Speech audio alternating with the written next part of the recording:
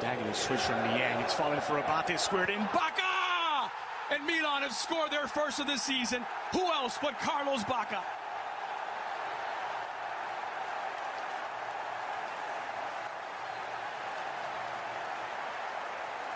This all starts with a wonderful pass out wide. I believe it was Niang who plays it in perfectly into stride for Abate. Bacca does well to make the run. It is Niang. Identifies that overlapping run of Abate, puts it perfectly into stride for him, and sometimes he's questioned about his crossing ability, but this one, taken first time, it's a sensational cross by Ignazio Abate, and Bacca with his pace, getting by the two aging center backs, and who else? You create the opportunities for him, he'll most likely put them away. See that defense strength to deal with adverse situations. Excellent switch by Aqua. He's picked out Molinaro. Crossed into the heart and a six, and it's an equalizing goal. He hasn't had many chances, Andrea Belotti, but he's put this one away. It's Milan 1, Torino 1.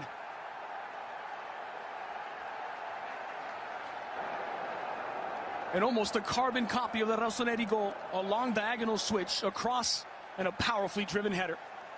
That is a beautiful delivery from Molinaro, but look at this here. Right in between Paletta and Romagnoli, and that little movement at the end from Belotti to cut across diagonally in front of Romagnoli. You see Paletta's making a diving attempt, but it's still over his head, and there Belotti just getting away from his marker. And it's a beautiful glancing header, perfect into the bottom corner. There's no chance. Barely out of the locker room.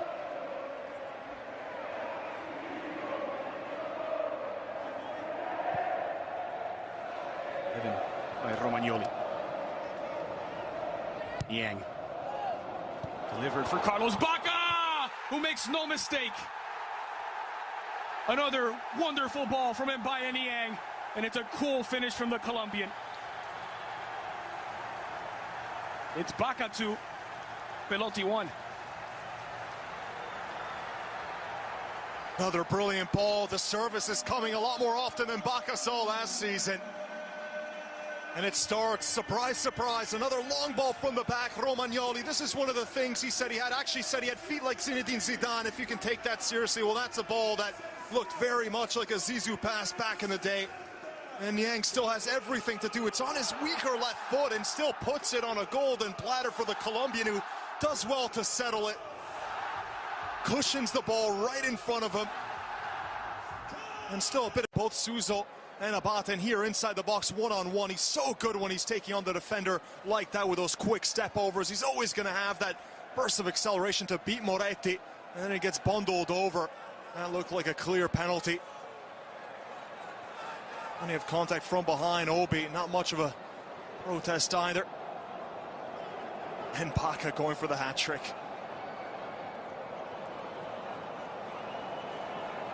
Opened the account in the 38th minute.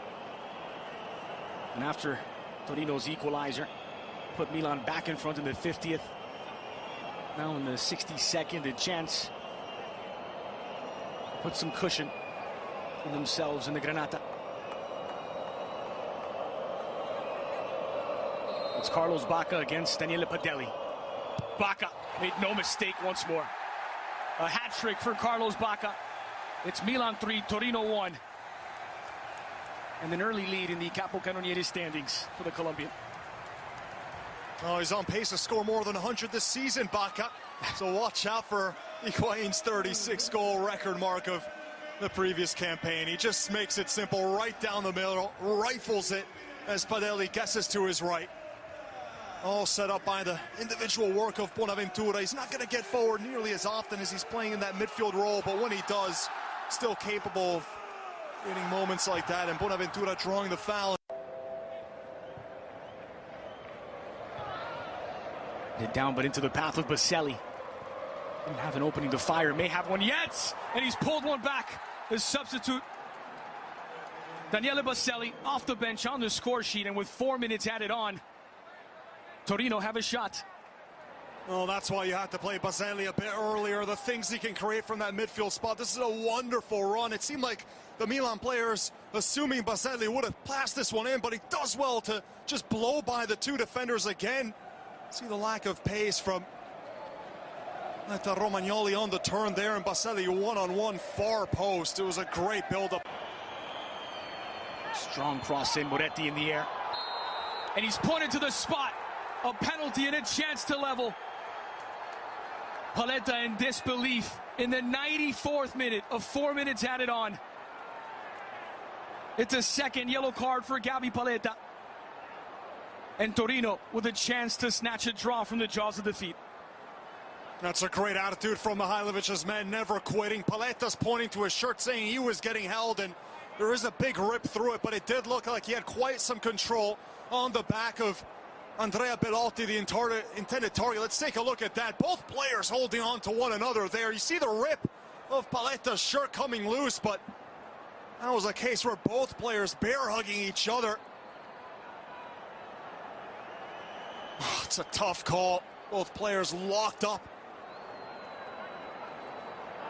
Well, you could see that it was the Torino man who threw his hands up first. Yep. Full Domato. There was holding from both parties, but he did well, Belotti, to sell it to the referee, who only had that vision where he saw the front of Belotti and really didn't see what was going on behind him.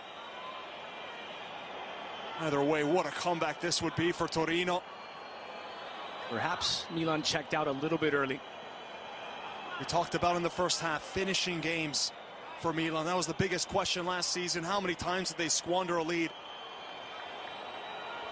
And here is Andrea Belotti with a goal to his name already against Gigio Donnarumma. Belotti denied by Donnarumma. The 17-year-old hero of the Rossoneri.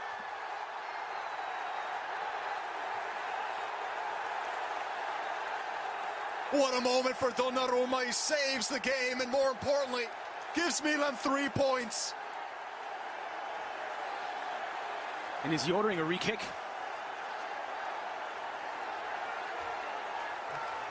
I don't know if they're still going on about the penalty. Just still arguing his case.